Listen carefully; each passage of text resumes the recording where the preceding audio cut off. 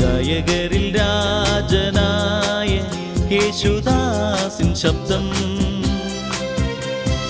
ദൈവത്തിൻ വരദാനമാണ് ശബ്ദം. മലയാളത്തിൻ പുണ്യമാണ് യേശുദാസിൻ ജന്മം. നിത്യം നമ്മൾ കേട്ടിടും ആ ശബ്ദം. ഗാനഗന്ധർവ ഗായക, സംഗീത ലോകത്തിൻ നായക, അങ്ങെന്നും പാടുന്ന പാട്ടുകൾ കാതില് തേൻമഴയായിടും.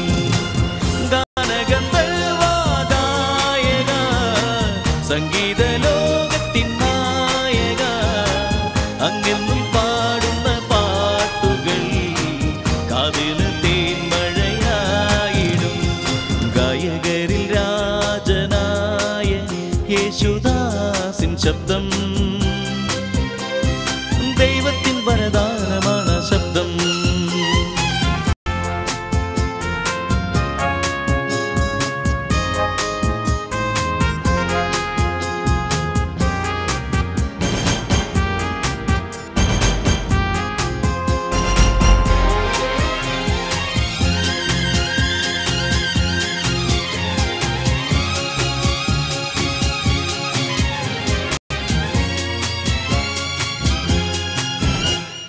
ഫോർട്ട് കൊച്ചി എന്ന സ്ഥലത്തങ്ങ് ജനിച്ചു.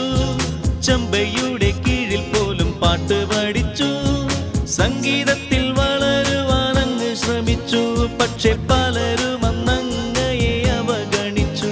ഗുരുദേവൻ രചിച്ചൊരു ശ്ലോകവുമായി അങ്ങ് ഗായക ജീവിതം തുടങ്ങി വച്ചു. ഗായകരിൽ താരമായങ്ങുദിച്ചുയർന്നു. പ്രഭ ചൊരിയുന്ന പെൺകുട്ടിയെ അങ്ങ് വരിച്ചു. തൂവെള്ള വസ്ത്രങ്ങൾ സ്ഥിരം ധരിച്ചു. ഗായകരിൽ പലരും അതനുകരിച്ചു. ഇന്ന് ലോകമറിയുന്ന ഗായകനായി അങ്ങ് പല പല ഭാഷയിൽ പാടിടുന്നു.